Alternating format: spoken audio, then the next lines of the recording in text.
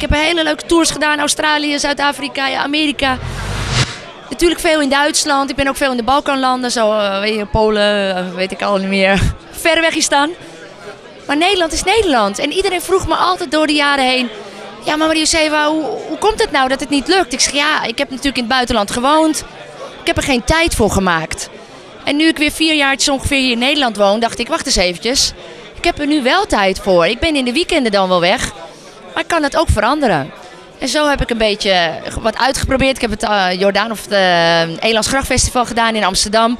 Toen kreeg ik echt de smaak te pakken. Ik denk, ik ga echt in het Nederlands een plaatje opnemen. Ik denk dat deze plaat toch wel een eigen identiteit kan krijgen, zeg maar. Maar het is natuurlijk ook afhankelijk van wat ik hierna nog ga brengen. Hè? Anders wordt het een eendagsvliegje. Ik vind het natuurlijk leuk als het een hit wordt. Het is een hele goede plaat. Hij bestaat ook natuurlijk in Duitsland. Hè? Want daar heb ik toch wel een beetje inspiratie vandaan. Helene Fischer is niet een van de eerste beste artiesten in Duitsland. En het nummer Ademloos verdient het om ook een kans te krijgen in Nederland. Nou, ik zou het heel erg leuk vinden om meerdere platen in het Nederlands hier in Nederland uit te brengen. Op mijn eigen labeltje. En ja, natuurlijk vind ik het ook leuk als ik een publiek daarmee kan bereiken. Dat ze zeggen, hé, die Maria-Josefa die doet wat anders.